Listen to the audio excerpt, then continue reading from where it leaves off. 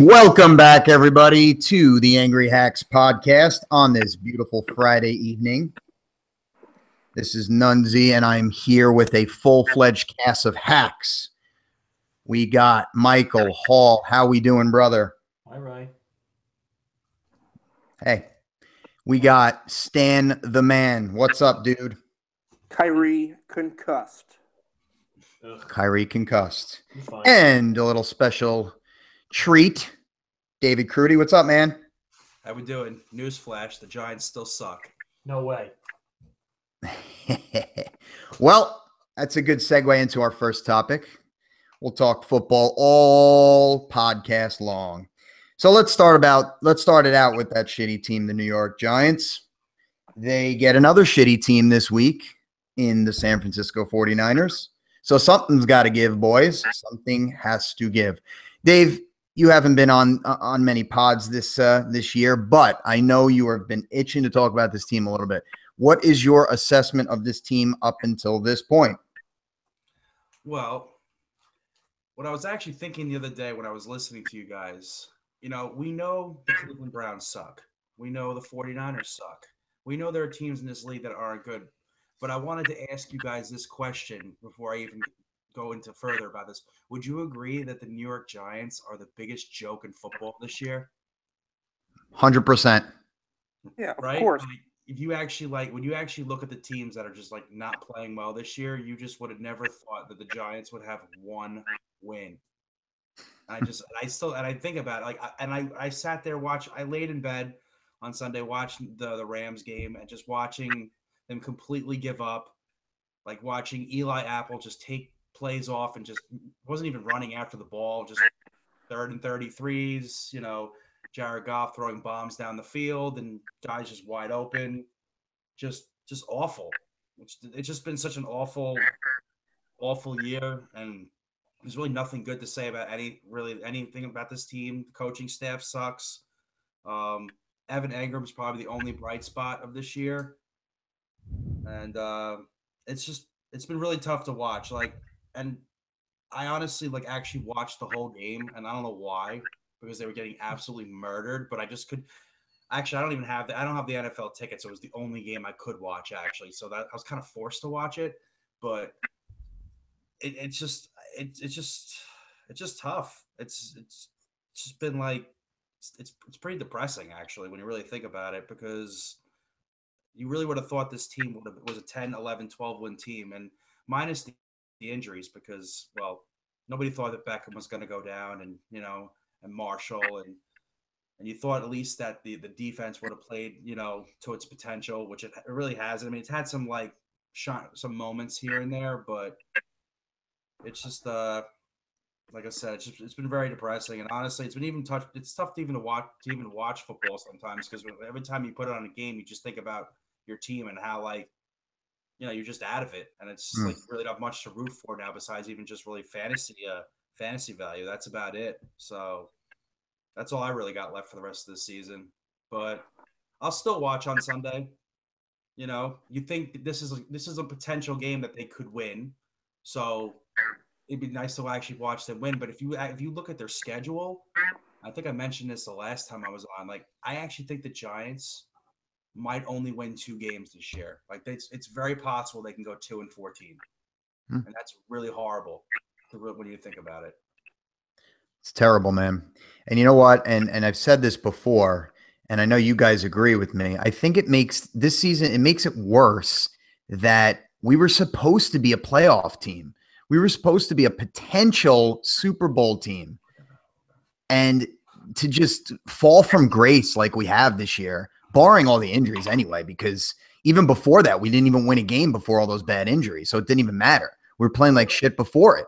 Well, they were in games. I mean, they lost a few tough games. I mean, week 1 was awful. They didn't even have a chance. But I mean, they were in some games. So it wasn't like they were getting murdered. But if you I actually just pulled up the schedule. They play, let's see. They play the Chiefs, the Redskins, the Raiders, Cowboys, the Eagles, the Cardinals, and the Redskins. Maybe they beat the Cardinals, but they could. The Cardinals not even even with Drew Stanton, they're not even like that terrible. They didn't play that bad against Seattle yesterday. So I really like if they lose this week, which they might. Actually, I guess Garoppolo's not playing yet, correct? No, I don't think he is. Okay, so because if he was playing this week, I probably would definitely think they're going to lose. But,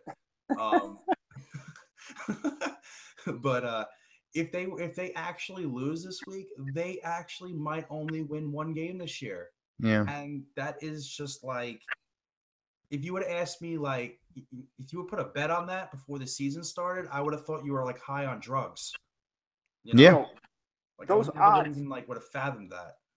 If you said the Giants were going to win one game this year, and you went to Vegas and you said, "Hey, can I get odds on the Giants winning one game this year?" and you put $100 on it, you'd probably walk away with about 500 grand. It would have broken the machine. It wouldn't be able to calculate an odd on that. It's the most insane thing ever.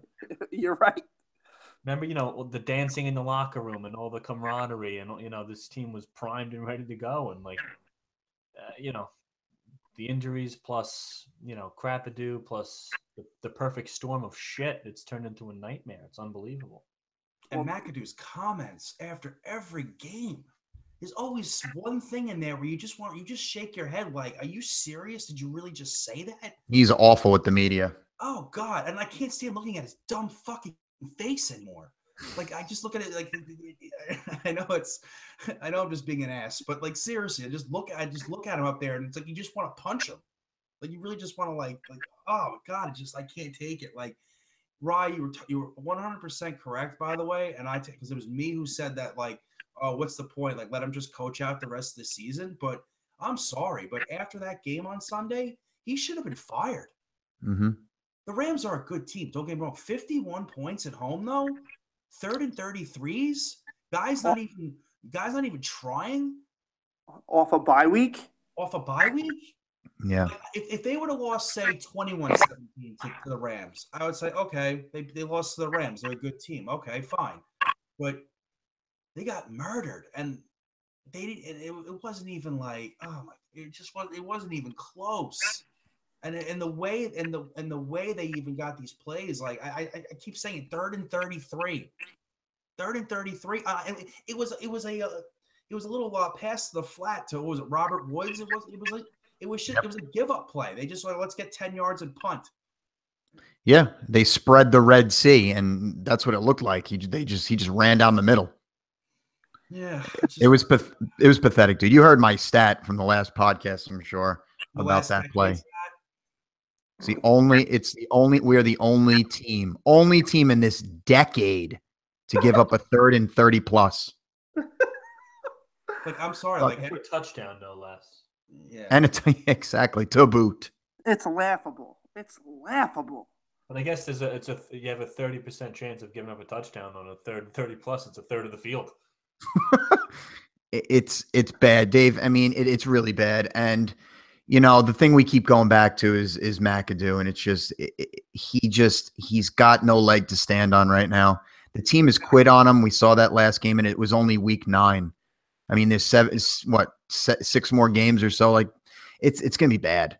It's going to be bad. And I just heard, was he today or yesterday, that they're not firing him during the season. So he's playing out the season, which I thought they would do because that's what the Giants do. They won't fire him. They're not, and like I think you mentioned it. They're very known to kind of like let the coaches ride out the season, and then kind of if they want to make a switch, but they're very loyal to their coaches. They don't. I mean, this is the worst I've ever seen, though. They could probably lose 75-0 this week, and he still won't get fired. Oh, fuck that. Fuck that. So, if they lose fucking 75-0 this week, he's out. Yeah, well, you would think that. If we lose by 30 to the Niners, I mean, there's something wrong. I mean, dude, they're going to lose to a quarterback whose name I can't even pronounce. Beathard, that's his name? Yeah, we have to decide right now how do you say Beathard. Beathard. Dude, and isn't Pierre Garcon hurt too? He's on IR. Yeah, he's out. He's done for the year, right? Correct. Beathard? You're going Beathard, right? Yeah, just to be different. What are we in Robin Hood Men in Tights? Beat hard? Beathard. We do beat hard? Beathard. You lost your arms. Biff, CJ Biff Hall. You lost your arms in battle. You've grown some nice boobs. Well, this team's pathetic. They're pathetic. That's all there is to it, man. They've quit on the coaches. It's an absolute, and I've said it 100 times, utter embarrassment. It's really frustrating to talk about this team, but I feel like we have to because we're doing these podcasts, and I feel like we can't leave our team out. We'll just keep ripping them then every freaking week because there's nothing going right.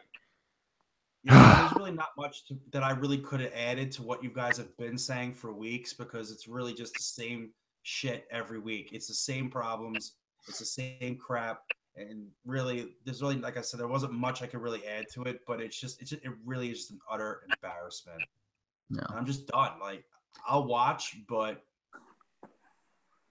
all I know is if I see 14 or 21-0 in the first quarter, that game's going off so fast. I don't even know. There's really no reason to watch it, truthfully. I mean, No. if you look at the other games at 4 o'clock, I don't know what else you got at 4 o'clock, but there's got to be something else that's better. Well, I mean, we'll get to those games. It's pretty bad. The week is pretty bad. Yeah, I know, but you must be a real diehard if you're watching Giants 49ers. Yeah, fantasy football purposes, you turn on other games. It's just bad. Rye, you have anything else to add to this team for this week? I just have this. Dave mentions, the Browns being winless, the Niners being winless, and us having one win being the biggest disappointment. He is 100% correct. The Cleveland Browns are the Sam Hinkie Philadelphia 76ers. They are tanking on purpose coming into the year. They are trying to build as many assets as possible. That's why they keep trading down in these drafts to get assets. They want to keep getting these top picks so that they're good in like 3 years. They hired Paul DePodesta.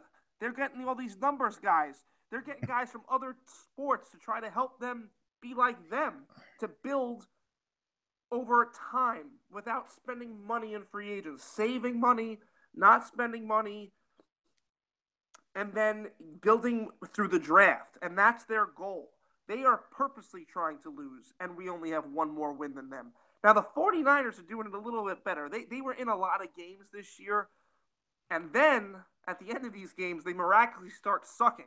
Now, you could argue that they're tanking also. And now and the funny thing is, now they get this guy. Now they have Garoppolo, and if I were them, wouldn't you just start Garoppolo right away? Why are they waiting? They're waiting because they're trying to lose.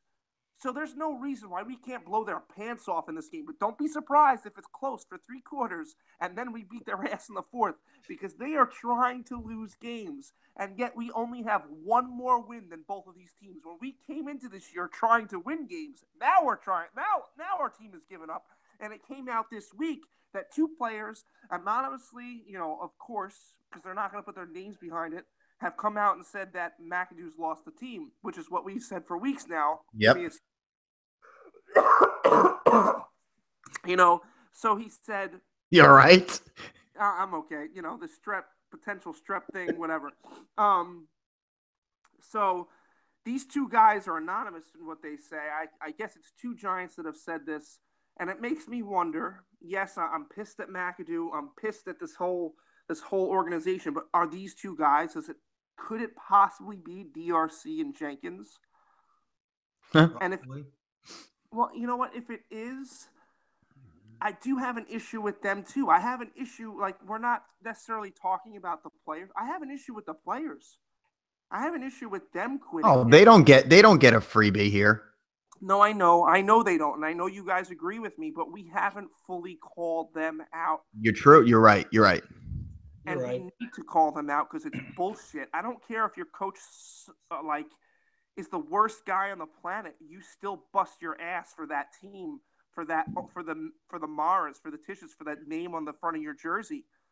You're a team for the guy playing next to you. They're your teammates. You're playing for them. And you know what? Aren't you playing for your next contract? Oh yeah. And don't these guys have incentives in their contracts where they get, like, say, a certain amount of interceptions or tackles or whatever? Like, they get more money. So, like, some probably do. So you would think, like, they would still play hard. They're professionals anyway. They should. they should play hard anyway. They make millions of dollars, so Right, but that's another telling thing though about this whole situation. If we have players that have quit, which I do believe we have, that must mean that they completely despise this guy McAdoo, and maybe it's not just two guys. Maybe they're the only two guys that were willing to say anything. I'm assuming the names will come out, but I don't like this one bit. Like, do I want? I know we get a new coach next year, right? Say they don't like him after 2 games. You know what I mean? Like, I hate this. I hate this. I hate the coaching staff. I hate that we have players that are quitting. And this is why I was so pissed at McAdoo saying, oh, I don't care if you get reps to a backup quarterback. I don't care if they get reps.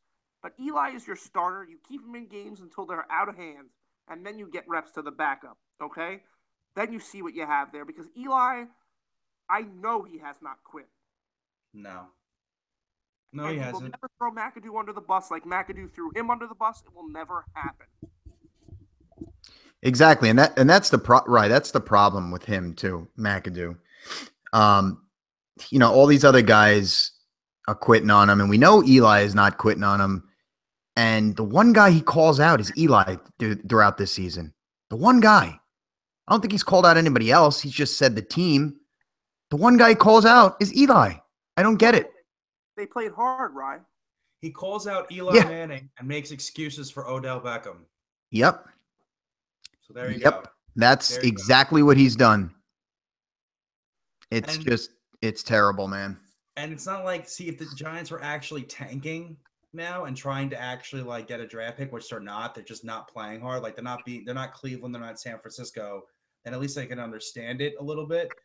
Even then, I don't like the whole tanking thing, by the way. I just don't. Oh, It's like, I mean, then again, the one thing I can say is, well, the Spurs with Tim Duncan, well, that was the best thing they ever did was tank a season. But, that's very rare. But I just don't. Well, wait, Don't- time out. What? That was because David Robinson got hurt though. Yes, true. And But if he didn't get hurt, they would have been good. So it would never happen. Actually, the Celtics tanked that year and missed out on Duncan anyway. That's what you get for tanking. yeah, well, that's true. Yeah, serves you right. I hate the whole. I just don't like it. It's like you're a professional athlete. It's like, how could it be? How could that be in you to just like lose on purpose? And Yeah. like, and is something like that even like talked about? Like, it can't be. It can't. Like, we make jokes about it, but you can't be like, all right, guys, it's the halftime. All right, guys, we're playing too good right now. Hey, by the way, that 50-yard run, yeah, don't ever fucking do that ever again, okay? Make sure you on your, No. on your first carry in the Dial second it half. back, guys. Yeah, like, you know what I'm saying? Like, I don't know. I just don't like it. I agree, Dave. I don't think they do have that talk. I don't think it's an actual, hey, we're going to freaking tank. We're going to lose every game this year. We're going to suck ass. That doesn't happen. But the general manager of the team doesn't add that talent. For years, watching the 76ers, when TJ McConnell, who I like as a player, for the last couple of years, I feel like he was like their best player on the team. Obviously Embiid came around last year, Covington came around. But when those guys are your best player, that's not good. When you're running out the likes of Jared Bayless out there, or Elton Brand when he's 47 years old is like your vet. Like, it's just that they're not adding the talent. Now, the Giants have added talent. Like, this is just a crazy thing. So they're not tanking. Yes, some of them may have been given up. The Cleveland Browns are another example. There's no way Joe Thomas has ever tanked a play. Okay? That they're not tanking. They just don't have talent around him. And like they had Joe Hayden, they had Thomas, but they just didn't have talent at any skill position. They never added the talent in those positions to really compete over the years, and that's done purposely. Now, it's not done purposely like, oh, we're going to lose games, but they're like, oh, let's save money here so we don't have to spend money. And if, maybe if we would love to win some games, but if we don't, a high draft pick is okay. I don't think they ever have that talk about, hey, let's suck ass this year. Yeah, agreed.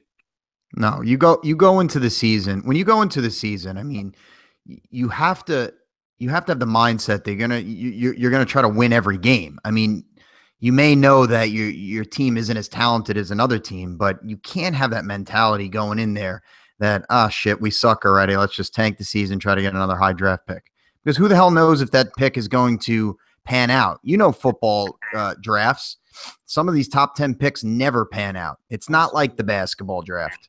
It's not like the NHL draft. Usually those high picks are going to be good. Usually. There are some guys that came out of the NBA that really were busts, but usually they're gonna pan out or pot out.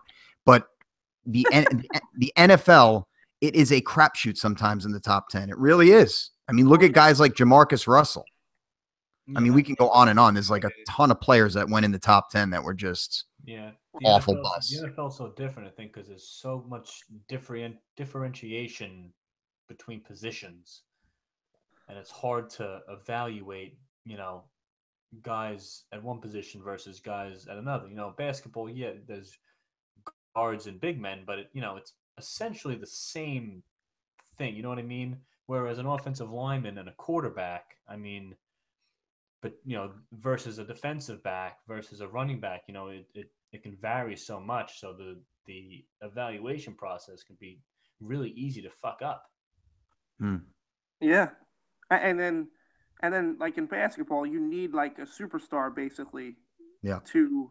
And in football, you can have a bunch of very good players and really compete. But in basketball, a bunch of very good players probably not going to do the job. You need that superstar. And it's funny you mention, these drafts, and it made me think, and teams not tanking, but the Cleveland Browns this past draft had the first pick overall, right? They drafted Myles Garrett, and then they have the 12th pick, and it ends up being Deshaun Watson, but they traded the pick ahead of time, so they could have had their quarterback. Yep. The year before that, they traded Wentz. They're just not good, top to bottom. So I feel they just don't know what they're doing. No, exactly. I don't know who their talent evaluators are, but like Mike said, I guess it's so tough that they're just putting their eggs in the wrong basket. So they could be this bad team for a really long time. Every year you're like, oh, I think the Browns might be a little better. I thought they would be better this year. No, they suck. No, I never thought they would be better. Let me ask you a question. Name one wide receiver on the Cleveland Browns. Kenny Britt. Ryan Lewis. So even if you had Carson Wentz or Deshaun Watson, who the hell are they throwing to? Well, you had Corey Coleman, and he got hurt again, second year in a row. Josh Gordon's coming back, right? He said he wants to be the best wide receiver ever. He'll screw it up again. He'll, let's be honest. Yeah, did you hear what he said?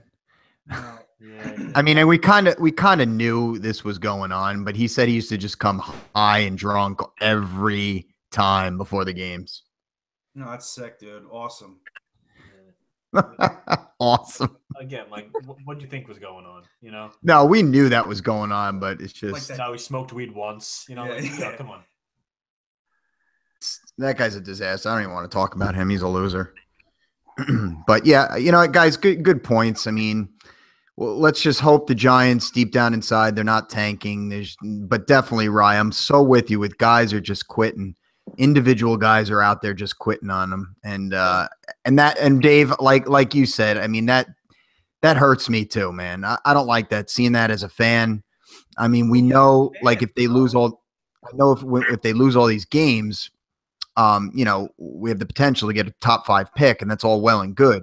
But do it the right way. Lose the right way. We're watching out there, and we're watching them take plays off. We're watching them give up 51 points. Yeah. That's like intentionally losing games, basically. They're not tanking. They're quitting. There's a difference. Yes. They're quitting on their coach. It's so obvious. They're making it obvious because they want him gone, even though he's not going to be gone, but they want him gone. They want new leadership in there, and we need new leadership. So let's do it. Fire his ass. Yeah, he needs to go. Like I said, he needs to go like yesterday. It's just not working out. I don't care. It's just not working out on a lot of ends, and it's got to be done. He probably fucked up something in the bye week. We just don't know about it. They probably should have fired him during the bye week. Well, you're right. They should have. And you know what? I gotta say this. We haven't mentioned this at all. The Jacksonville Jaguars are playing very well this year, right? Yes. Is it at all to do with Tommy C? I wouldn't go very well. They're playing decent. The Well, defense is good. very Yeah, it's their defense, man. well, very well for them, right? And Yeah, Hey, they drafted Leonard Fournette. that was good. Something, right? Then he doesn't show up to a team photo. Yeah, You got to show up to the photo. it's okay. He'll just. I mean, you got to smile. 2 touchdowns this week, so it's okay. well, they won that I'll game. take it. They won the game. They benched him anyway. And I just feel like this is like that culture that Tom Coughlin is creating down there, and he commands respect. McAdoo tries to do the same stuff, I feel, but he doesn't have that respect yet. He hasn't earned it. Coughlin earned it. And he came in there with his cocky, slick back hair, you know? Yeah, the freaking Pat Riley hairdo. He's not Pat Riley. I just like how you say Pat Riley. It's the best. You know what? Looking back at it with Tommy C, that's another thing the Giants just absolutely screwed up. I was all on board of we have to move on. You know, we had a great run with Tommy C, but I think we do need another coach. And I was all on board with that. But I think they did it the wrong way. The organization did it the wrong way, and they kind of ran him out, which I think was absolutely bullshit. And he was pissed off about it too, the whole situation. And we don't know what happened behind closed doors, but I'm sure it wasn't great because he was pissed. He was pissed about the whole thing. He absolutely was. I remember that too. He was very angry about how things were left off, with him in the organization. Yeah, that's another thing we definitely screwed up because he gave us 2 freaking Super Bowl championship teams. So I mean, the way they handled him was just absolutely absurd. I was on board with getting a new coach. I think we just needed to move on from him. It just wasn't working out at the end, and I think we got enough out of him, which was fine. But the way the damn organization ran him out of town was freaking ridiculous. I was pissed about that. Ryan, I know you were pissed about that when it happened too. Awful. Awful. Did him dirty. Did him, as Michael Rappaport would say, raw dog without a bag. Well, we'll see what goes on from here, guys. We got a lot of games left for them, but it's going to be a week-by-week struggle. I know it's going to be, and it is what it is. But, Mike, let's talk some Pack, bud. I know you got something on your mind with them too. Yeah, I'll get to that. First, I mean, I think the Packers should start tanking. Let's talk about tank. Well, how about the defense just tank and maybe get Teflon Dom Capers fired, the untouchable, the master. To have the job security of Dom Capers is insane. Now we'll talk X's and O's here. Blag, I mentioned torn ACL. He's out for the year. We lose Morgan Burnett again. First it was a hamstring, now it's the groin. He's already been ruled out. But Ahmad Brooks might play. Yay, so we're okay. Here's what I want to get to. This Martellus Bennett stuff. This is some juicy stuff. So middle of the week, I think it was Wednesday, I get an alert on my phone that the Packers have released Martellus Bennett. And I thought, wow, that's really strange. So I click on it, and it says Packers have released Bennett with, what's it called? Failure to disclose a medical condition. And I said, well, what the fuck does that mean? So I looked that up, and basically, it means basically that they're saying that Bennett lied or hid an injury or said he was healthy and he wasn't. And then all of a sudden he comes up hurt and they can cut him. And the only reason to cut someone with that designation is to go after their fucking money. You can say the whole contract is void. You can go after bonus money. So I'm like, man, this could get really, really good. And it's Martellus Bennett, too. I mean, the guy's a wackadoo. So I'm like, this could get really fucking good. So lo and behold, Bennett comes out and just goes bananas. I mean, he starts calling out everybody, the team doctors, the front office, saying that he did hurt his shoulder and that the Packers team doctor, the head doctor, was trying to get him to play through it. And I have to read you some of these quotes. It's absolutely hilarious. So Bennett says, I'm not going to read this verbatim because it'd take all night. The Packers examined my shoulder on March 10th when I visited before the season. They cleared me, blah, blah, blah. He goes on, where is it? He goes on to say that the doctor, I'm losing the quote here. Basically, now, after all this, I'm having trouble getting the quotes here. After all this, Jordy Nelson, of all people, he takes to the social platforms and says this doctor is the most conservative guy in the world. Like he never lets anyone play. Like players have to talk him into getting onto the field. And Bennett went on and on saying, "Oh, I had to go get 3 different opinions about my shoulder. The Packers, now they're going after my money with some bullshit excuse and all this stuff." And it's almost fun for me because the season's going to shit. We're probably going to lose to the fucking Bears. So at least like there's a little juice, because there's never juice in Green Bay, like ever. No. Like unless it's Brett Favre popping pills or sending his pictures of his dick to everybody, like you never get anything. No drama. Nothing, and it's usually a winning football team. So I guess they go hand in hand. The less drama you have, the more success you can have. And to be fair, I think Favre started sending those dick pics after he was gone. But who was he sending them to? Oh, it was Jen Sturger. Jen Sturger. Jen Sturger. I think right? he was with the Jets though, because she worked for the Jets at the time. Oh, yeah. A reporter or something, right?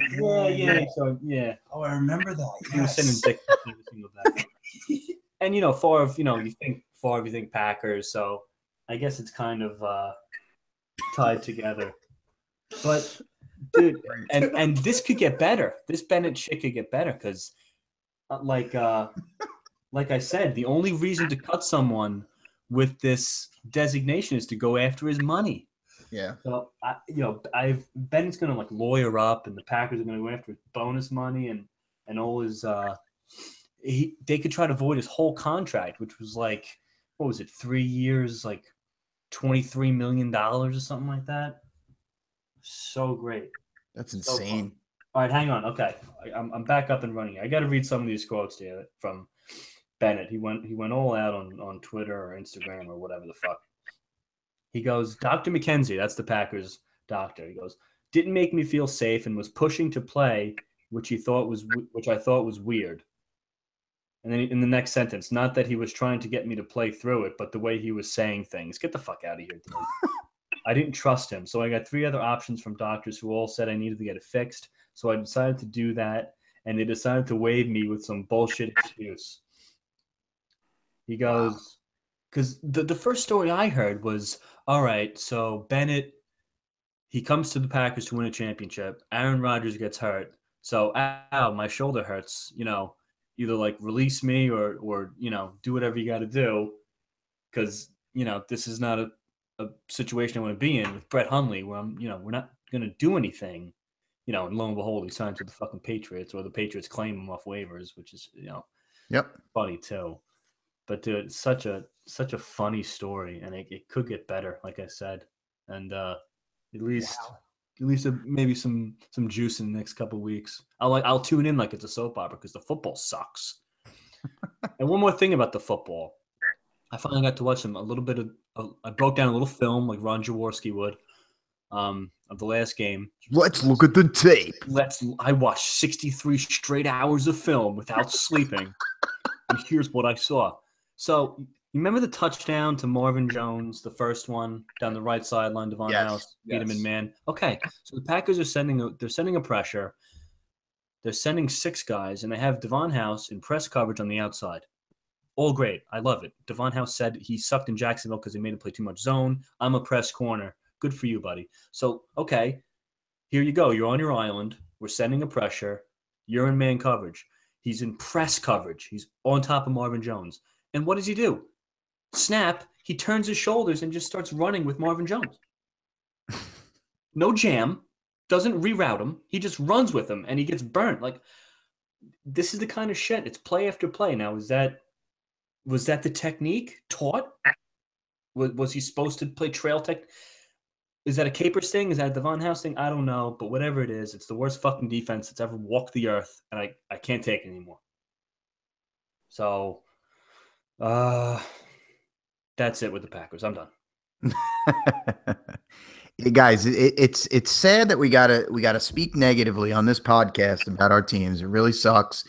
But you know what? I guess that such is life. And I'm looking at the NFL schedule for this weekend, and guys, it's rough. I mean, we mentioned it earlier, but it's rough.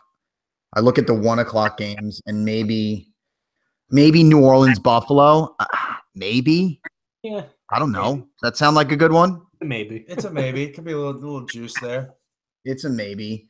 I mean, you got Chicago, Green Bay, Detroit, Cleveland, stinker. Jaguars, Chargers.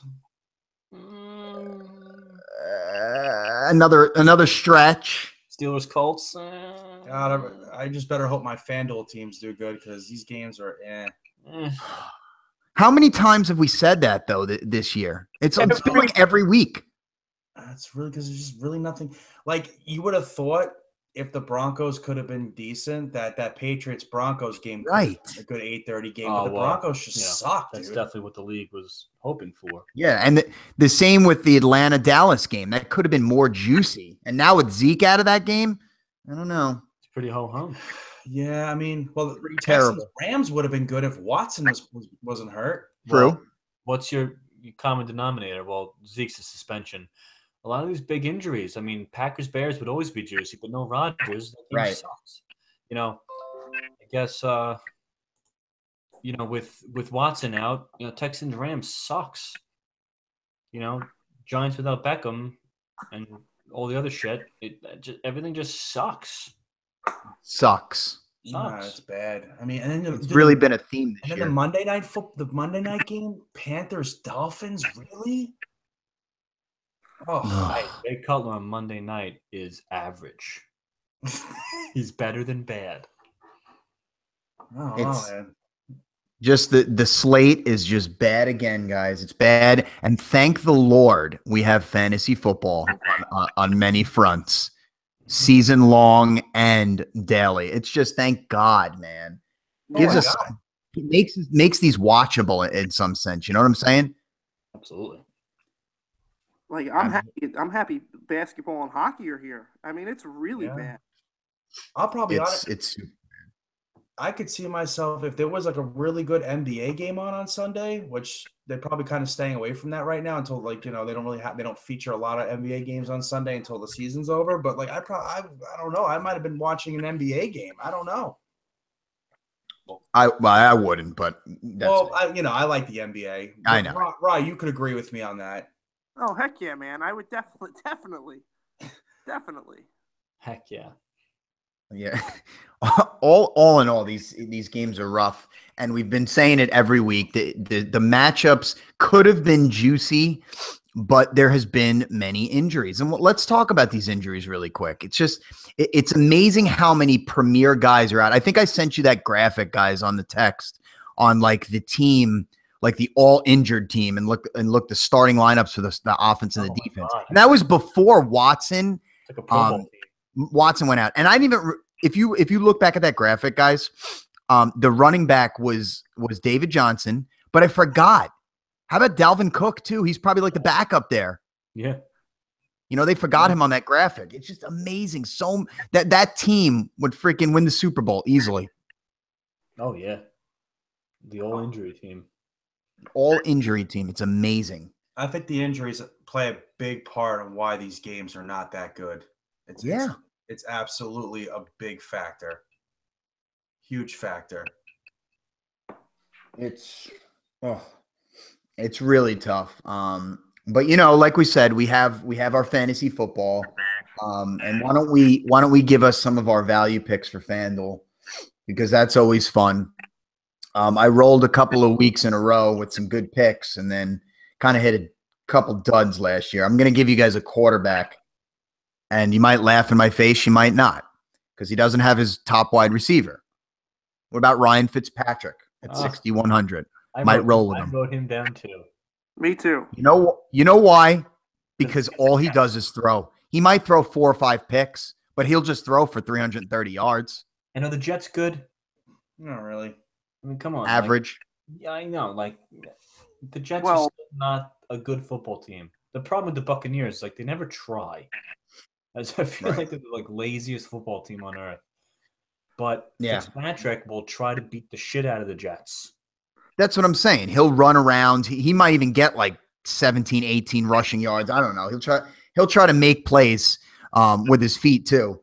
But he's just an all-out gunslinger, just go for it type of guy. He doesn't give a shit. And at 6,100, I'm not giving a shit, and I might pick him in a league or two. Gold jacket. If he gets me 15 plus, I'll be happy. Yep. Any 15's a QBs, solid guys? I have Fitzpatrick written down too. I mean, I love it. at that price point, you got to put him there. It's also that revenge game. I don't know if you guys believe in that stuff, but I certainly do. Yep. He's facing his old team. He had a laughing stock of a season last year, but we all know that on any given Sunday he can put it together. So I gotta agree with you with Fitzpatrick, and I'm staying on the same type of same game. Josh McCown at 7,400. Sure. The Bucks have looked awful, and They're McCown terrible. has looked very good. So Mhm. I could see McCown having, like you said, 15 points for Fitzpatrick. I think Fitzpatrick will get you that. I think McCown could get you like 18. And then I got to throw our boy Eli Manning in there against the 49ers. Yeah, at he's 6, cheap too. at 6-7. Really quick though, remember Mike Evans is suspended this week. No, I know. Ryan So- said it. Ryan said it. Oh, he did say it. Okay. Yeah. Right. Actually, yeah, that's one of my picks. I mean, as much of all the crap that I just talked about the Giants, I had Eli Manning at 6,700. I mean, the 49ers blow. So he could definitely, why couldn't he throw 3 touchdowns? Get you like 15 to 20 points. But the value of him being that cheap, I think that you could take a shot with him. You know, I'm not saying to put all your eggs in the basket, but you know, I wouldn't. I don't know. I don't know what to expect, especially if the Giant defense doesn't come to play. I mean, I guess he'll be throwing a lot. So Yeah. My eggs are in the basket. My eggs are in the basket. All the eggs. all the eggs. I also have another one that probably a lot of people are going to be disagreeing with because he's on the road, but I like Ben Roethlisberger this week against the Colts, 7,600. I'm actually really big on the Steelers this week. And I know he's on the road and he doesn't necessarily play well on the road, but it's a gut feeling. It's just a gut thing. I don't have any stats to like really, I have a stat. You have Colts suck. well, they do suck. Yes. There you go. But There's one. I like Big Ben. I like Big Ben at 7,600, so he's my other quarterback. Yeah. So and he will be on one of my teams. I just don't know which one yet, but he'll be on one of my teams.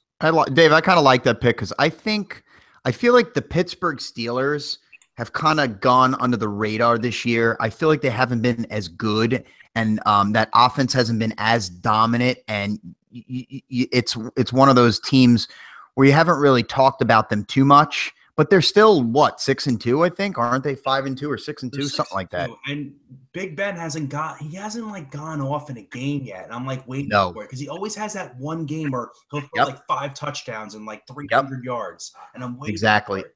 So like And- I'm holding up. I mean, I definitely think I want to pair him with Antonio Brown, or if you want to even go, I know Rye, you love him, Smith, Juju Smith-Schuster. Yeah. But I think if you're gonna take Ben, then definitely pair him with one of those wide receivers and just hope for the best. So I like it. And you know what? They're coming off a bye, so they're nice and rested. And guess who's playing too? It might not even make a difference. Just gives them more weapons. Maybe he'll stop crying. Martavis Bryant's going to be active for this game. Dressed and all right, active. so there's another, throw him a Yeah. bomb, Stop bitching. send him And deep, throw him 60-yard bomb, touchdown, let's go. so I got 2 running backs for you. This one, I just feel like he does a lot in the ground game, and he does a lot in the air as well, catching the ball out of the backfield. And he's still pretty cheap. He's been putting up monster fantasy numbers. Jerick McKinnon of the Minnesota Vikings. He's only 6,600.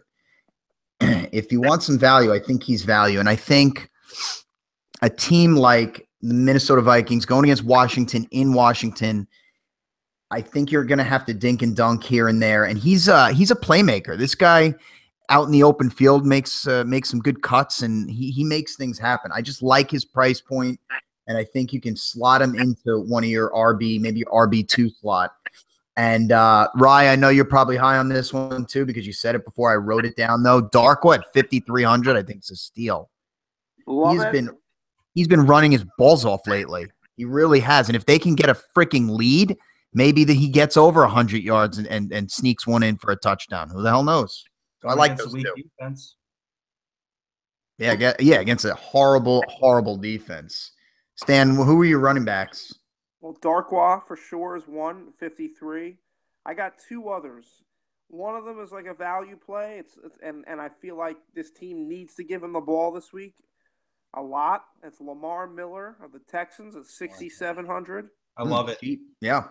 And then my favorite back of the week is a little more expensive, but he's still on the low end. And I'm sorry, Michael Hall, but I think you might agree. It's Jordan Howard at 7,200. Why not? Right. Can't stop the nosebleed. Well, the Bears don't. I say it every week. Trubisky threw 7 times one game. That's it. And they won. I mean, he's thrown more the last couple of weeks, but if they don't have to throw, they're just going to keep handing the rock to Howard. So Jordan Howard's my number one play there. Number one play. It's good picks. I got 2 running backs. One might be a little risky, but he's so cheap right now. And if he could be healthy, it's just like it's such a good risk to take. It's Devontae Freeman at 6,500. He's been all right. So a negative stat. He hasn't had more than 12 carries in the last 4 games. He's like 12, 11, and like 9. That's because Sarkisian's a dumbass. Huh? That's because Sarkisian's a dumbass. Well, he's been a little banged up though. That's why I think, and that's the reason why I think they've been holding back. But he's logged in full practices this week. So and let's be honest. I mean, fuck Dallas. I mean, there's nothing. I mean, Dallas they have a decent defense, but they're nothing special. Like, I mean, come on. So, I mean, but for 60, I've never seen Devontae Freeman this cheap. So, like, if he's the normal Devontae Freeman, I mean, that's great value at 6,500. And my other one is, I just realized this today because he's hurt. Matt Forte is hurt. So, Bilal Powell at 6,000 against Tampa. I think that's another good value pick. I mean, with no Forte, Powell's going to be the guy back there. So, I like Powell at 6,000. Indeed. I had Powell too, actually. I got one. 5,300. Ty Montgomery. Ooh. Got good history against the Bears. Not a large sample size, but he torched them last year. Obviously, different offense now. I get it. But if he's starting to get healthy, Brett Hundley needs all hands on deck to catch balls. You're going to see a lot of checkdowns. And we know what Montgomery can do out of the backfield catching. He ran the ball well last week. He just outperformed Aaron Jones. If I'm an Aaron Jones owner, I'd be a little weary. I think Montgomery's a good play in the daily. Nice. I like it. To the wide receivers, I picked 3 guys. I think this guy is just too cheap right now. I mean, I guess they haven't brought him up yet, but he's been scoring touchdowns like crazy, and that's Marvin Jones. And they play the Cleveland Browns. So if this guy's going to score some touchdowns, man, I'm picking him at 6,400 without a doubt. Package him with Stafford. What's that?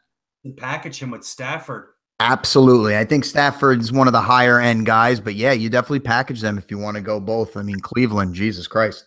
I love it. Right. I love Marvin Jones. You can't. He's the hot guy right now. How can you not go with him? I love it.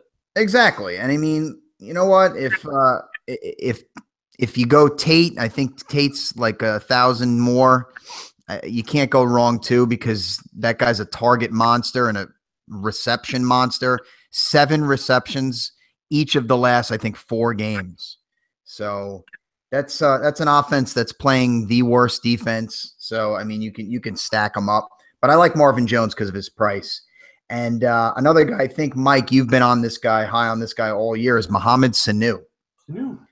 He's at 59. He's under 6, and he's been playing really well. He has just been outperforming Julio Jones in every matter of the word. And I just like his price as well. And Rye, the last guy, I mean, I know you're gonna say him, but I'll just say I'm picking Sterling Shepard as well at 57. Yep. I like the Shepherd. I like the Giants this week. They're all low priced. My only issue is it's possible that they're highly owned. Mm-hmm. So I also went with 2 other wide receivers other than Shepard, one a little more, one a little less. The guy that's a little more, he, like you said, like Marvin Jones, he's been getting touchdowns. This guy's been getting touchdowns too, and it's Robbie Anderson of the New York Jets. Nice. At 6,500. Now, I like him this week. I like him against Tampa. I feel like this is going to be – I think this might be a shootout. I think this might be a high-scoring game, higher than we think, with Fitzpatrick and McCown trying to go toe-to-toe. I just have a weird feeling about it. So I'm going to stick with the same game, and I'm going to stick with the receiver from the other end. And I don't know why this guy is not involved more, but with Evans out, I'm thinking Adam Humphries at 4,800. Now, I don't know how much I love the pick, but if I was running that team, I would just have him more involved in the offense. Even with Evans still in there, I would have this guy out there more. It's my same feeling with Cole Beasley with Dallas. I don't know why he doesn't get more touches. But Adam Humphries at 4,800, it's so cheap, and if you take him this week, he's potentially less than 2% owned. Oh, easily. And Rye, also, if you plan on making a team with a bunch of high-end players, that's a nice guy to slot in there for, So if you're taking, say, 3 or 4 high-end players, that's nice. I like that. That's good. I like it. Take note. Noted.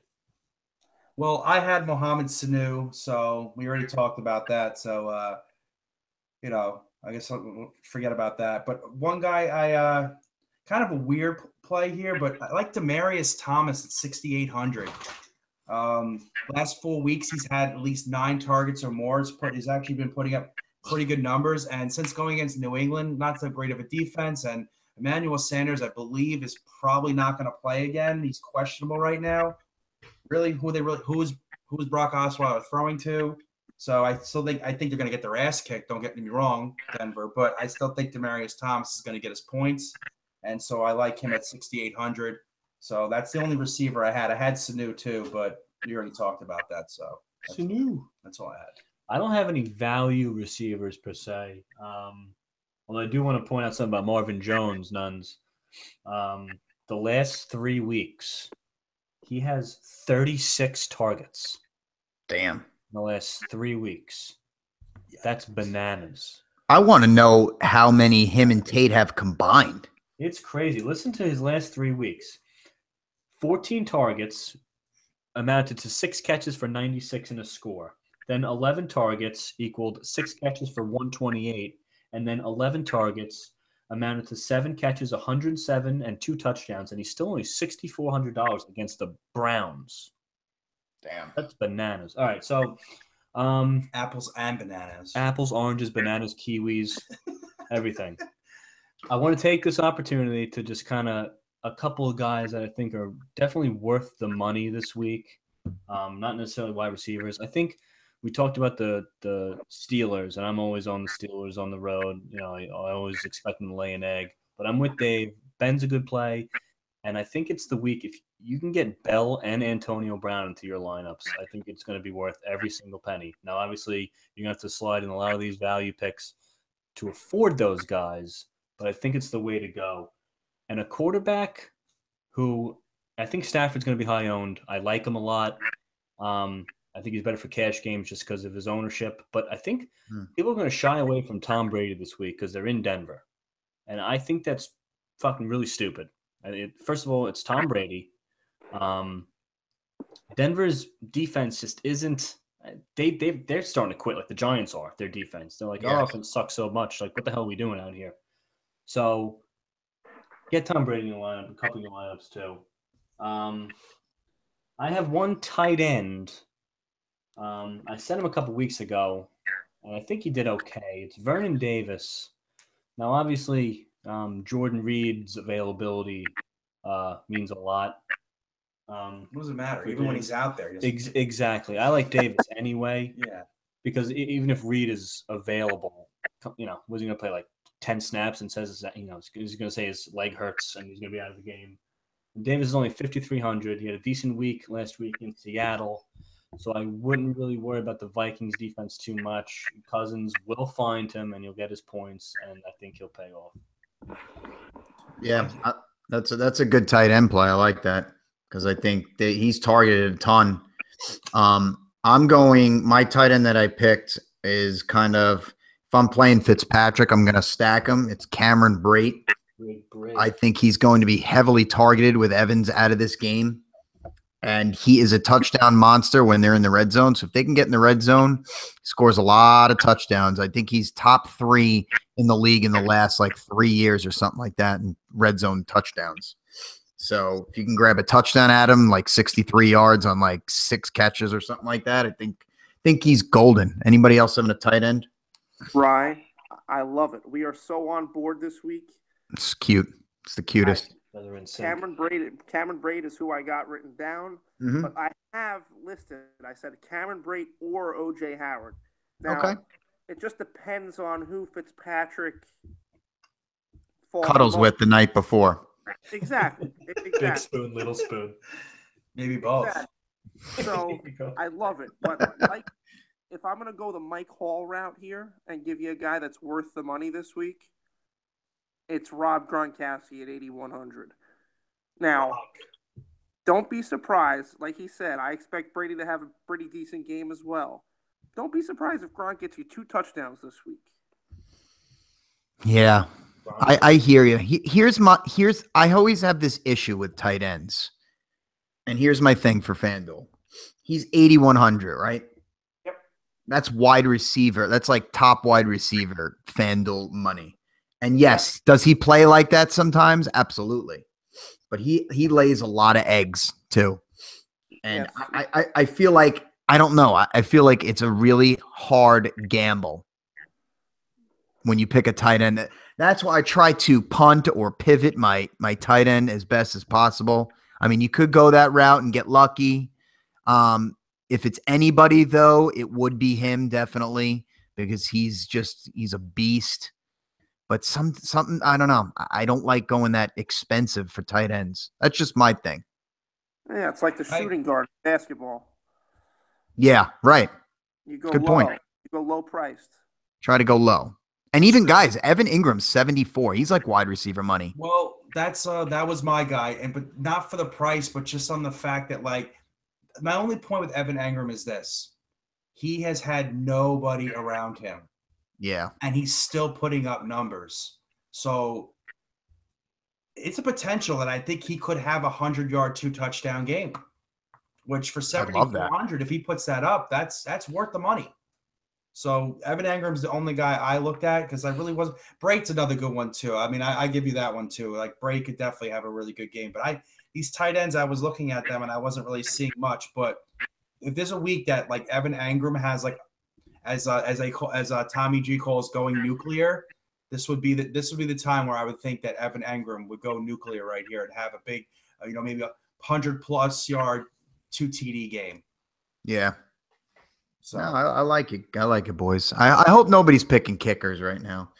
No, who the hell cares? I did have some high-end players that I like. I did write down that I like. So, as you're making your teams, and actually it's 2 running backs from the same game, and it's Leonard Fournette and Melvin Gordon. I like both running backs this week. I think that obviously, what is it? Jaguars, I think, have the second pass defense in the league. So they're probably going to rely a little more heavy on the run. Plus, Gordon catches a lot of balls out of the backfield. Rivers loves throwing to him. And Fournette's, even Fournette being suspended, probably actually got him a little time to, heal up some of those injuries. So I think he's going to be fresh, ready to go. So And the Chargers defense is really nothing to talk about. So I love both of those guys. And one guy who's been really down lately, who they're not playing a good team, but I'm ready for that breakout game. It's AJ Green at 7,900. He actually had 2 targets last week, I think. Something. He got kicked out of the game. Oh, he got kicked out of the game. That's true. Yeah, he got kicked out of the game. But they're playing the Titans. Titans they've been down. There's really we thought they would be pretty good this year. They're not. I'm looking at AJ Green 7,900 to have a big game this week. That's fun. That's fun. And you know what, Mike, you're gonna like this too. If there's anybody you keep rolling with, if this is my roller player, keep rolling with him. If you've played him the last 3 weeks, your boy Alvin Kamara. Just keep rolling with him. Why not? Why not? Until he has a bad game, just keep rolling with him, guys. He's only 7,000. I know. Absolutely agree. Kamara, man, guy's great. Very, very good. If I'm looking at the defenses, guys, and these are another tough one. I don't usually like to go really expensive, but if you have to, you have to. If you have that extra cash left, you go and just try and pick one of the better solid defenses. I like to try to I usually scroll all the way to the bottom first and see what I can get for really cheap. When I looked down there, I first chuckled because I saw the Browns at 3,500. I just laughed. It was a laughing stock. But then right above them, I know this may sound silly, are the Redskins at 4,200, which is cheap as hell. They play Minnesota at home. I just don't. I don't buy that offense. I don't think it's that good. I just don't. Case Keenum, doesn't do it for me. And I know I said McKinnon before. I still think he's going to have a good game. I just don't love that offense. If you want to save some money and try to really take a flyer on a defense, the Redskins had a great game last week in Seattle. So if they keep that momentum up, they got some good pass rushers. Why not? That's where I'm going. I kind of like it. It's funny because my 1 o'clock team that I made, I actually have the Redskins as my defense. Look at us, guys. We're thinking alike today. We really are. No, listen, this is scary shit. I got the Skins too, bro. That's it. Well, all right. Good talk. We'll see you next time. That's really funny. Yeah, I saw the 4,200, and I'm like, I guess like you're thinking about last week and how great they played against Seattle. So yeah, and they're home. And like Minnesota. Is Josh? What's his name? Is Josh Norman back? Yes. Yeah, I think so. He is, right? So that's a plus too. So he does he mark up Diggs? Then? Yeah. So then you just got to worry about Thielen. I don't trust Case Keenum. Like Ryan said, he eventually has to suck. Yeah.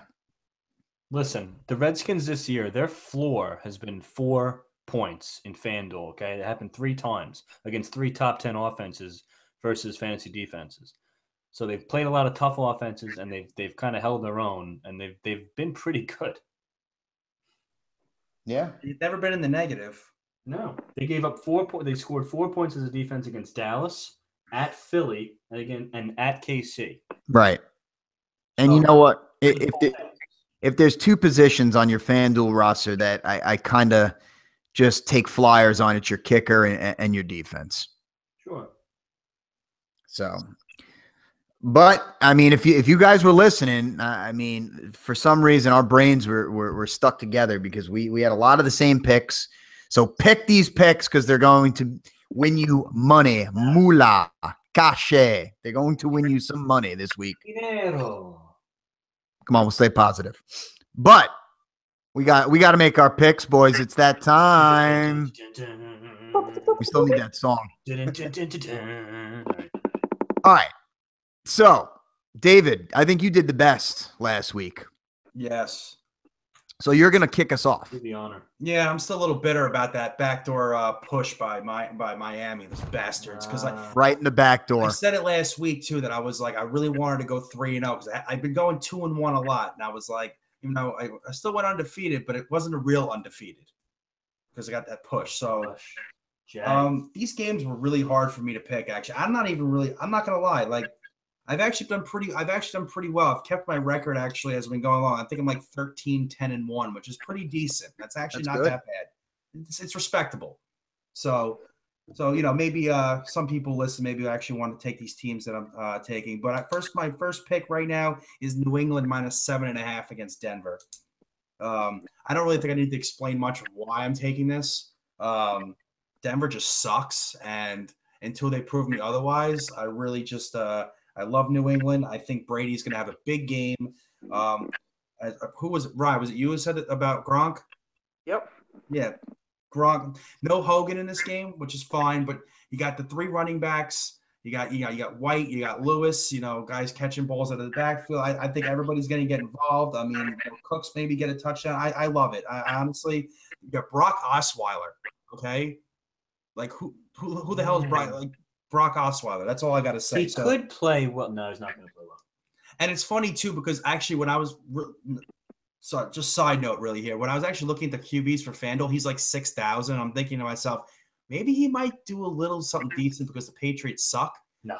But I was just like, nah, I can't do that. No, I can't. He's not going to. I can't suggest anybody take him. So that's basically where I am on that. Then my next one is another team that I'm high on this week, even though going against the grain, is Pittsburgh -10. I'm taking the Steelers. I know it's crazy, but like I'm so high on the Steelers this week that I'm like, you know what? I'm going to go with them. Like I said, basically everything that I explained before, so really don't have to say much to that. But that's kind of a bold pick on my part. And one thing I've been doing this year is I've been taking a lot of low spread games. I haven't been taking these double-digit spreads. But I don't know. I was having just switching it up a little bit, I guess you could say. And my last game is I'm going to take the Atlanta Falcons -3. Let's go Falcons. It's time to get your head out of your asses and go win a game and actually look like the Falcons of last year. So I'm going to go New England -7.5, Pittsburgh -10, and Atlanta -3. There you go. Lock it up. Tasty. Hold on, boys. Let me get my 3 darts ready. Your blindfold. And the blindfold. Let me throw them at the wall. You ready? Go. Who That's do you got? 1. Who? Buffalo +3. Oh. I don't even know who Buffalo's playing. I just have Buffalo +3 on the board. That's who we're taking. Wait, did you really just throw a dart? Yeah, Buffalo +3. I thought it was a metaphor. Me too. You ready? Go. Guys, he's actually throwing darts. Tennessee -4.5. Okay. There it is. And That's a here we bad go. dartboard. The last hurrah. He's actually throwing darts. I can't believe he's actually throwing darts right now. Miami +9. That's a good pick. Good pick, dartboard. All right, dartboard. All right. Well, that was quick and easy. You want to elaborate, Stan, or just the darts speak? Sure. Okay, so the last one, I played the wind a little. And I was like, you know what? Let's go for that high number of 9. Miami's getting 9. You know what? As much as they suck ass, they're going to cover that 9 number.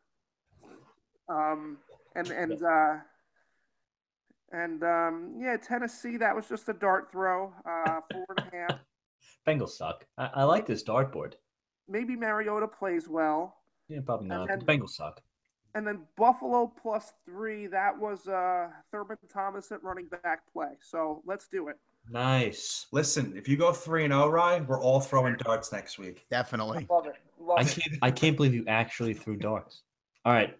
Well, I'll slide right in here because I did not throw darts, but I'm taking the Buffalo Bills at +3. Just all in on no one circles the wagons like the Buffalo Bills. Bills Mafia. They're pretty good at home. Drew Brees can definitely suck on the road sometimes. I think he might. And I don't know. The Saints maybe still a little overrated. I'm not sure. I'm not sure they're good enough yet to lay 3 to anybody on the road, especially a pretty good team, a team that plays pretty good at home. They're a pretty good team in general. So Bills +3. Phillip Rivers and the San Diego Chargers at +3.5. I don't have to explain this one. Phillip Rivers always covers these numbers. But I'll give you the number anyway. He's 23-10 as a starter.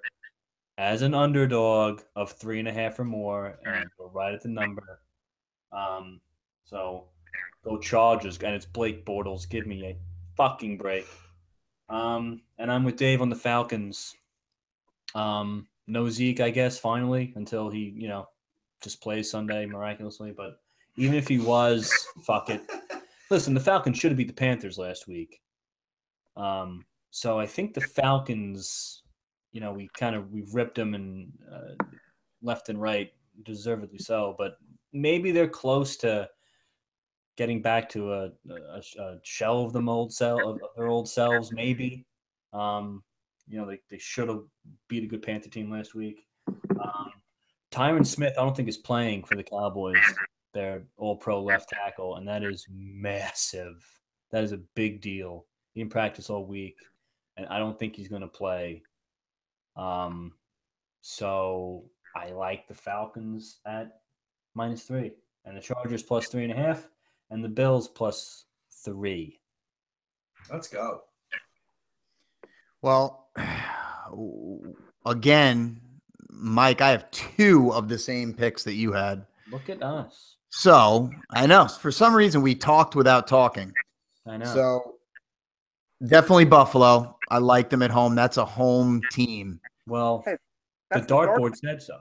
The dartboard also said so, but I had them written down. I do like New Orleans on the road, like you said, Mike. Sometimes they can be shaky, and Buffalo is a home team. Yeah. So, and guess who's playing this week? Kelvin Benjamin. Maybe makes a little bit of a difference. Maybe a splash play. Yeah, maybe a splash play. You love splash play, so I'm going Buffalo +3. I went the Chargers too, Mike, but I went the LA Chargers because that's their real name now. Go, Yeah. Chargers, go. I actually had 4.5. Wow. There was really Jaguar money. Yeah, it was. Wow, I'd love that even more. Right. So you love it more. We're going to continue it. It's +4.5 to Chargers. How'd they hammer the Jaguars up a full point? What idiots. Unbelievable. But hey, that's why I took it. Anyway, and I'm going to go a different route than any of you guys went. I'm taking the Skins at +1.5 at home. I'm just going to ride that defense, I guess. Fuck the Vikings. Good pick. I just think the Vikings are not 6-2. I can't do it. Can't do it. Washington's not that bad. They're actually pretty good. I hate them, but they're pretty good. Yeah. So Washington +1.5.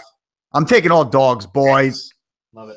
Chargers +4.5 and Buffalo +3. Dogs. No love for the Saints this week, guys. No love for the Saints. No. Riding that 6-game winning streak. Oh, when the Saints go marching in. Oh, when the Saints go marching in. Like NHL '94 when you score a goal as the St. Louis Blues. Yeah.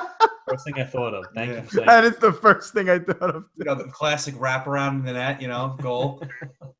Unstoppable. Oh, man. Triple Deke. Yeah. It was like Brett Hull. Is it Keith Kachuk? No, he rode the bench. Oh, damn. I can't remember. You rode the bench. You have to do line changes. Something Steen?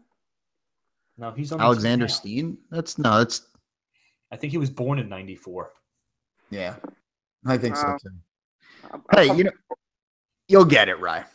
We'll come back with it. We'll come back with it. Well, you know what? Since you're on hockey, Mike, let's talk about another Rangers win really quick. Oh shit. They won again. Why the hell not? I watched this entire game too, because I actually had the time and I was putting off doing schoolwork. But anyway. As you should be. I sat there and I actually watched this game, and they played a very complete game. They really did. They played a very complete game. And just like we said, the Stars played great. Buchnevich is looking like a stud, man. He is looking like a stud. He's getting minutes finally. He's not being sent up and down like he did last year. He's staying healthy. He's playing well. The defense actually played a very, very good game. How about a Jimmy Vesey sighting too, Mike? I know. He's alive. Guy scored 2 goals in a matter of 20-something seconds. He lives. He lives. Shattenkirk, another assist. Mika Zibanejad, another point too. Another 4-goal game for the Rangers. They're scoring goals. Their power play is great. Their penalty kill is much better than it was the first couple of games of the season. So their special teams have been very good. And Lundqvist made some key saves in key moments in the game.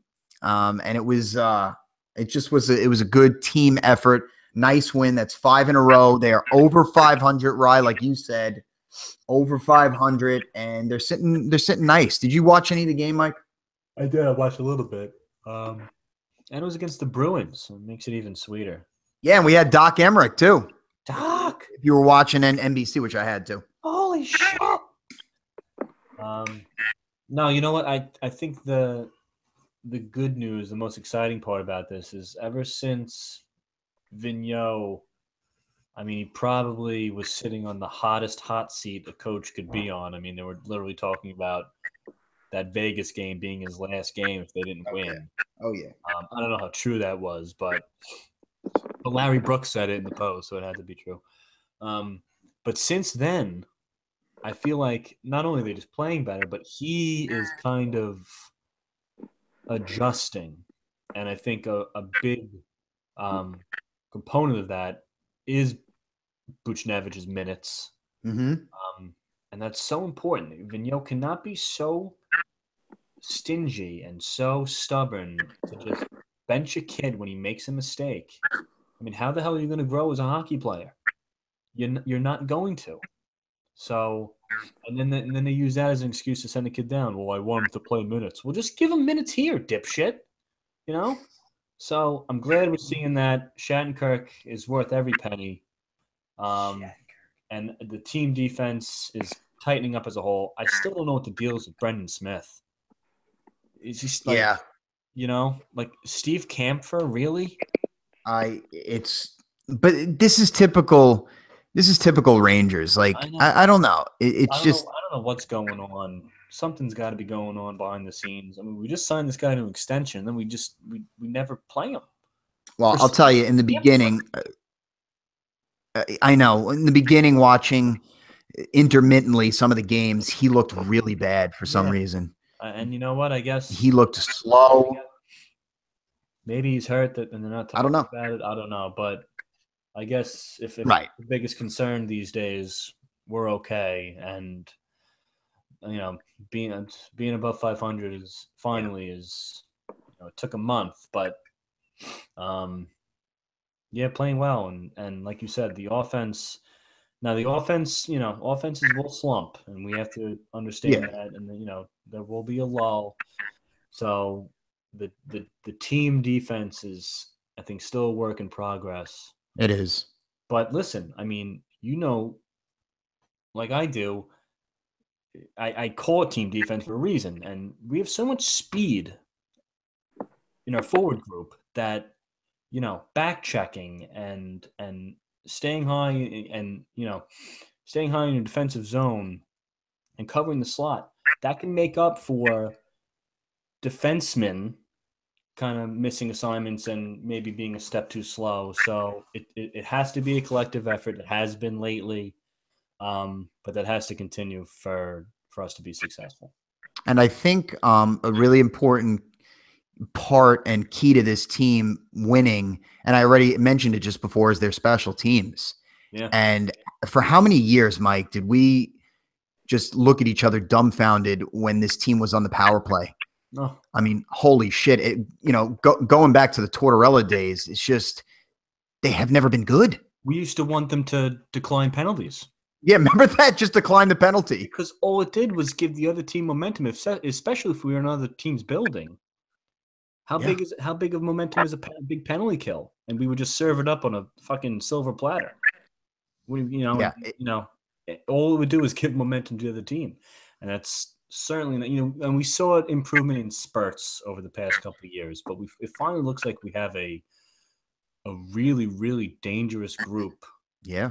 Who kind of get it. And what is the key? I mean, just like generating offense in general, but especially on the power play. It's not waiting for the perfect little play or the perfect backdoor pass. Just get the puck to the net. Get bodies in front. Put Chris Kreider's big fat ass in front of the net. Nash. There. Yeah, you got two big power forwards in Nash and Kreider. Stick their asses in front of the net, and now you have two guys that can run the point really well in Shattenkirk and Zibanejad, and you got a sniper on the outside like Buchnevich. I mean, come on, I it, it's Get it's a, the puck to the net. it's a recipe for goal scoring on the power play, Yes. and that's what they've been doing, dude. And they are, I think they're in the top 10 in power play, and they're 15th, I think, in penalty kill. But dude, they were in like last I know. the first few games. They're playing really good on the penalty kill. Yeah. And I think we talk when we talk about Nash and when guys rip him that he's not the 40 goal scorer anymore, but nobody understands how awesome he is on the penalty kill. Oh my God, he's awesome. He is awesome. I think it's because he's got that long reach too. He Yes. gets his stick in there just like Stahl. They have those long reaches, get the stick into those lanes, stop the puck from moving. And when Nash has the puck too, he could do special things. So he's really good on the penalty kill, man. I mean, I've watched him a couple years. He's very, very good. And then when you have him and a guy like Grabner out there, you could score shorthanded goals pretty easily. That's a great combination. I think we've seen a lot of success between Miller and Hayes as a penalty killing twosome. To be honest, I don't know if they've really been paired a lot this year because I haven't watched enough yet. But yeah, Nash, I mean, his combination of size and still enough speed. Yeah. And his smarts. I mean, he's such a smart hockey player. He plays an honest game, as he likes to say. Yeah. Fiscal. And a real fiscal game. and listen, an honest game doesn't show up any more than killing penalties. I mean, killing penalties is all effort. You have to be a little nuts, be willing to block a lot of shots. Yep. And Nash is still one of the best at it. So, listen, the special teams, it's big, especially in today's NHL. You know, Gary Bettman, every time there's a penalty called in the NHL and the team's going on the power play, his boner grows an extra millimeter. He loves it, and he's not going to. That's the way the league is. There's going to be penalties called because they want power plays, because they want goals. So you have to have a good power play. Think of the teams that have won cups in the past decade. Yep. I don't know the numbers, but I would be willing to say they rank pretty high in power play percentage. And on the other side of the coin, the same breath, you got to be able to kill them because you're going to be facing them. Yeah. A lot of penalties are called these days, so you got to convert when you get the extra man, and you have to kill off a lot when you're down. And that's a big recipe for success. And just one more thing to add for this team: if Lundqvist can get hot, he had a great game the other day, 31 saves. If he can get hot and stay hot, and his team's scoring goals, I'm telling you, man, we can do some good things. Watch out. Watch out. Rye, any basketball news for us? Yeah, just a quick couple things. Celtics had that 9-game winning streak. They faced the Lakers the other night. They push it to 10, and they push it to 10. Without Al Horford, they lose Jason Tatum after the 6 minutes or something like that, and they were running out the likes of Daniel Tice, rookie from Germany, 22 minutes. Tice. Terry Rozier off the bench, 28 minutes. Aaron Baines starting at center in place of Horford, 23 minutes. Semi Ojeleye, rookie, second-round pick, 26 minutes. Semi Ojeleye. Marcus Morris in his second game of the year, 25 minutes. And Marcus Smart off the bench led the team with 35 minutes, more than Kyrie, more than Jaylen Brown. The Celtics are doing it. That was a sloppy game against the Lakers the other night. It was sloppy. And they still held on and won. They are doing it with contributions from everybody. Yeah, but you don't have Porzingis. No. I wish. That's what, Phil Jackson was fired because he said he was willing to trade him. And the Celtics had all these pieces ready to deal for him. Oh, yeah. But, Phil would have done it.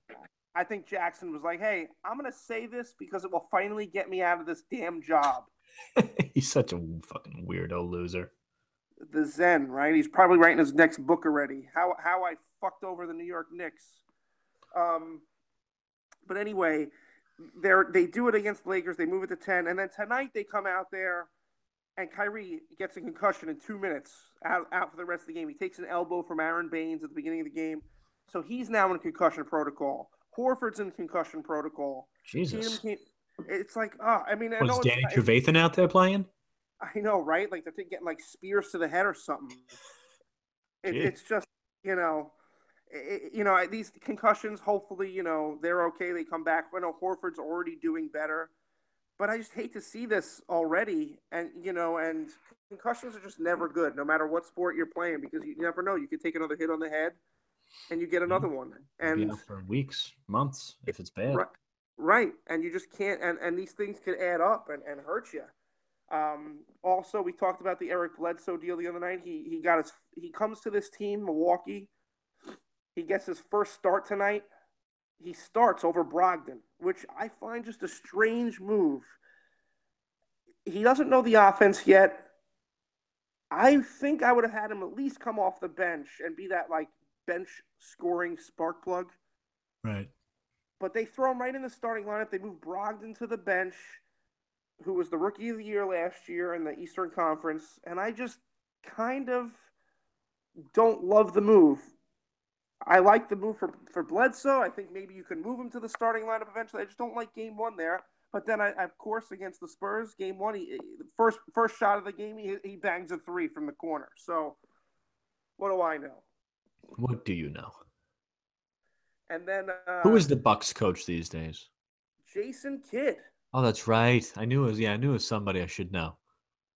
And and Kidd, I think he's a very good coach, and I like this Bucks team, and I think this move could be really good for them. But just a few other things around the NBA. Have you guys seen Andre Drummond this year? No. He is a horrific free throw shooter for his career. Oh, I heard this stat, Rye. Go ahead, go. I don't know the exact stat, Rye, but if you look at it, I'm pretty sure he was in like the 40%. I think, he was like 42 or something. And this year he's over 70%. Yeah, it's crazy. And I just have to say, I give a guy like that freaking kudos, man. That just means that he busted his ass in the offseason. That's the type of guy I want on my team. He didn't go Rick Barry, did he? No, he's not doing the Rick Barry, but I wouldn't blame him. I would love it if these guys tried that. Yeah, you heard my Will Chamberlain stat. You heard that. Yeah. That is a tremendous difference from 40 to over 70. That is huge. And and it's a small sample size, but it's still over 10 games. They're 8-3. Yeah. That's 11 games. That's still it's a small sample size, but it's a good enough sample size to get, even if he doesn't stay at 70, if he shoots 60%, that's an unbelievable turnaround.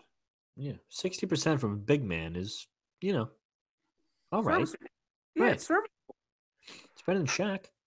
But to stay on the it is better than Shaq. To stay on the basketball front, this is the start of the college basketball season today. And at the half of Kentucky's first game of the year against Utah Valley, Kentucky, they were down double digits. Kentucky was down. Yes, they ended up winning the game by 10, but Utah Valley. Yeah, well, good. I know, but okay. So I didn't talk to you guys about this, but since we're on basketball, I'll stick with basketball for a segment I like to do in this pod, all right? And I think, Ryan, you'll love this. I haven't talked to you guys about it, but here it is. Here's my pitch. Go. Crazy stat of the week. Ooh, what do you got? Okay, maybe every week we all can come up with a stat that we like of the week, or just something that doesn't have to be from that week, but just something that we heard, okay? Okay. I think I sent it to some of you. Since 1997, which is 20 years, the fewest days with a losing record, okay, in the NBA, Utah Jazz, 922 days. Lakers, 874 days. Rockets, 856 days. Mavericks, 771 days. And the San Antonio Spurs are number one on this list. Remember, Mavericks, 771 at number 2. You ready? Yep. 48 days. Oh, my God. 6 minutes. 48 days with a losing record New York since Knicks, 97. 200,000. Incredible. That's 21 seasons in a row with a plus 600 winning percentage. Wow. It's not bad. It's a fun stat. So. Shut up, Mike. Jesus. I have my stat of the. You want to talk college basketball? Ready for this one? Sure. Since 2014, Grayson Allen of Duke has tripped 16,000 people. I looked it up. It's true. Elias Sports Bureau. Yeah, Elias did that one. It's actually true. What a schmuck that kid is. Yeah, he is. Good stat though, right? I enjoyed that. I mean, that's unbelievable. 48 days?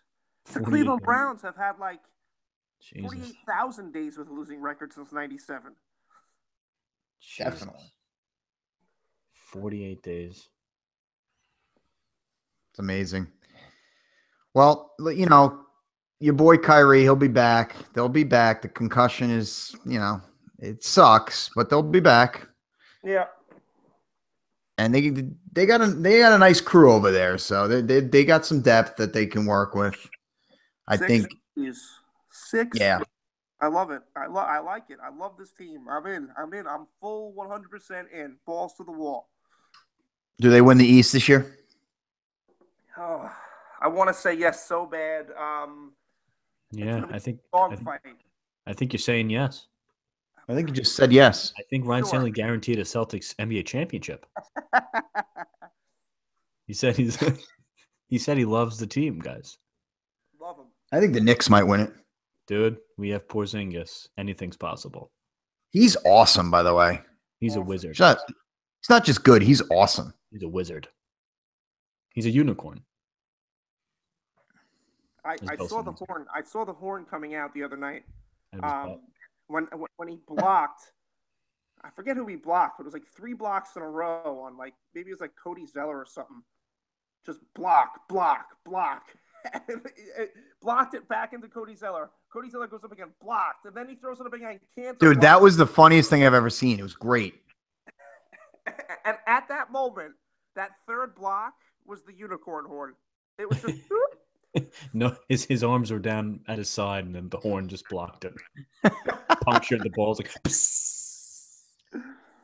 Oh man. Well, I'm glad there's some good sports going on right now. I mean, after all that wacky football that's been going on, you still got your basketball ride. We got our FanDuel, we got our fantasy. The Rangers are playing better, Mike. It's all coming together a little bit, you know. But when you're up, you come down. That's what sports do to us. You got your highs and your lows. What is Dave taking a shit or something? Huh? What's that? Is Dave taking a shit? Where the hell did he go? No, he's down for the count. He's out. Passed out. Almost made it. That's a first on the Angry Hacks podcast. Good night, Dave. A little long run tonight, I guess. He flew in on the red eye. It was a long day. Oh, it's great. Good fun. He gave us 110% for about, an hour and 15. So. Oh, boy. Well, Good. I mean, the Hacks will be back. The Hacks will be back next week for another great podcast. Got some good sports this weekend. Hope you guys enjoy them because I know we will. We'll be watching intently. Hopefully our football teams come out on top so we have something fun and exciting and positive to talk about with our teams, or our fantasy teams do well. One or the other will be good. But let's hope for a good weekend of sports. Make sure you check us out on all that social platform. We got on SoundCloud, iTunes, YouTube, dumb shit, you know, all the regulars. MySpace, YouTube. Remember that, Mike? That was so good. Dumb shit. But anyway, just check us out on all those social media platforms, as well as tweet us at Twitter. Tweet Twitter at The Angry Hacks. We are. give us a shout out. That was pretty good. Who did that? That was me. That was definitely you. Rye did the little tweet. That was good. Give it a little tweet. But guys, have a great weekend, and hope you enjoyed the podcast tonight. And we'll be back for another soon. Happy birthday, Ma. Happy birthday, Ma.